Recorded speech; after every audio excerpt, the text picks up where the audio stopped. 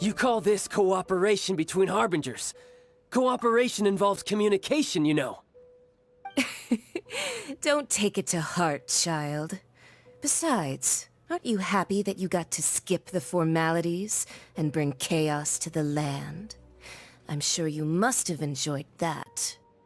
Oh, it seems that some of your friends have arrived. Hey, it's Zhongli and Child. And... It's you two.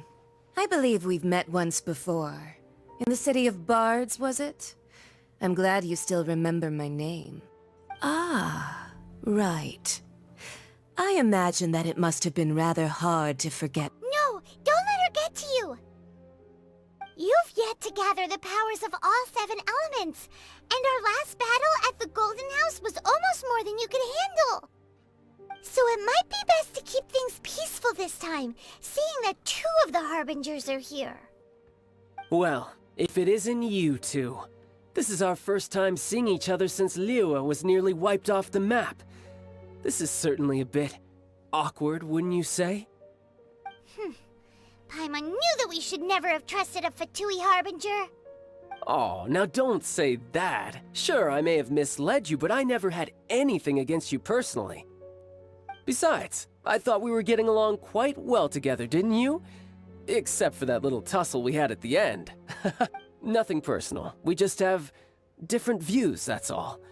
Of course, you may very well hold this against me, but that's up to you. The real deceivers here are Senora and Zhongli. Curse them for leading me on. So actually, I think... Stop wasting time, child. There'll be plenty of time to chat once I'm through here. You remember the agreement, Morax. Now, if you would be so kind. What in the world are you talking about?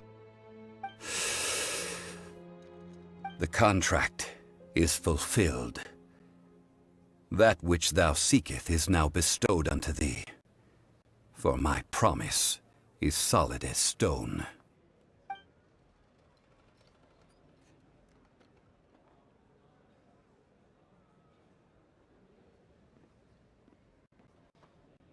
How sanctimonious. What? So you're the Lord of Chiel? No, wait! That's an exciting twist and all, but why give the gnosis to the Fatui? I do not give it for free. I give it as agreed upon in the contract. Yeah, you don't think you went a little bit too far with that whole fake death thing? Everyone was preparing the ceremony for you, and splat! This big dragon falls out of the sky, and all of Liyue goes into an uproar. Talk about a disaster.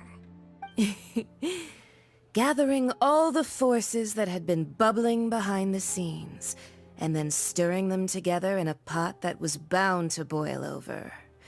That's what he wanted to see, am I right? Wait, what? Perhaps it's best that I explain.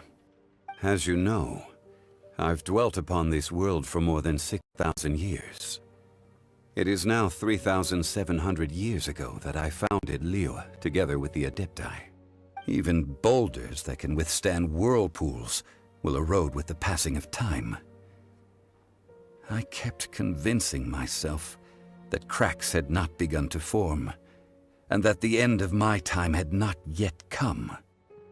Until one drizzly day, as I was strolling along the harbor, I heard a merchant tell one of his workers, "You finished your duties. Go ahead and call it a day." I stood motionless among the crowds, asking myself, have I already finished my duties? Oh, Zhongli. But as I began to consider relinquishing my divine role, I soon discovered that many reasons still remained to not hastily depart. Was Liyue, the city I had dwelt in for so long, already prepared to enter its next age? I decided that a test was needed in order to reveal the answer. So I feigned my own death, and gathered the cast of Child, the Adepti, and the Liyue. Indeed I was. The gnosis which I had kept for so many years suddenly seemed to have lost its meaning. That's right. Which is why I continued to safeguard the gnosis until now. So you mean that if the chaos ever reached the point of no return, you would simply appear and use your divine powers to bring Lilith back under control? Of course, and it would have been all too easy for him too. Just as a child quickly matures after losing their parents, so has Liyue matured when faced with the death of its deity. In the end, the resolution to all that has transpired was even more satisfactory than I could have hoped for. Take the Adepti, for instance. Owing to their years of seclusion, they were the least informed. Yet when faced with a crisis, they commendably showed the greatest amount of restraint possible. Not only did they manage to cooperate with the Qixing, but in the end, they even made efforts to understand the hearts of the people. Credit is also due to Signora, the emissary dispatched by the Cryo-Archon to fulfill our contract. At my request, she kept everything she knew in strict confidence. This despite the eavesdropping ears of her colleague, Child. This meant I could remain as Zhongli, even having the chance to fulfill the age-old traditions of Liyue in this mortal form. Thank you for joining me on this journey, Traveler. All of these things turned out as I had planned. There is only one thing that I had not anticipated, and that was the conduct of the Liyue Qixing. I had expected them to do no more than the Adepti, to come to the defense of Liyue. But when all was said and done, they seized the opportunity to supplant Liyue's divine protectors, and used the subsequent power vacuum left by my death to quickly gain complete control of Liyue. Huh? That doesn't sound good at all. Ha! On the contrary, I think it is excellent. I had always feared that it was too soon for them to take over from me. And it was also that which I longed for the most. As such, this is the best parting gift anyone could have given this god of old. Hey, what about me? Doesn't anyone feel the least bit of remorse for deceiving me? You've practically kept me in the dark. I think that thanks would be more appropriate. You certainly played no small part in all of this, wreaking havoc and turning the city upside down. The Lord of Geo ought to thank you for your performance, if anything.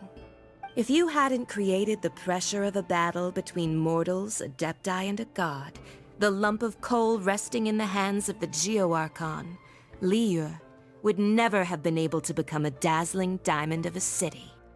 Huh? Just whose side are you on, mocking me like that? Are you itching for a fight? Hey, haven't you learned the Liyue saying, don't always call it as you see it? Well then, with the gnosis in my possession, I have no use for such idle chatter. We should return to Zapoljarny Palace and seek an audience with her. Fine. I'll meet you there later. I'm not sharing a boat with the likes of you. Do as you wish.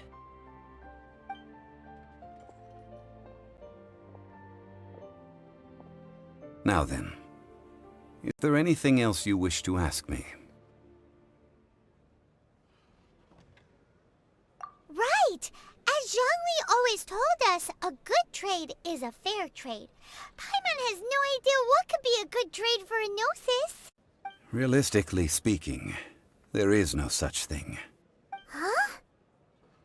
However, I am the god of contracts. For thousands of years, I have made countless contracts. If the deal was of no benefit, then I certainly would not be inclined to agree to it. My agreement with the Cryo-Archon will be the last of my contracts as the Geo-Archon. My contract to end all contracts.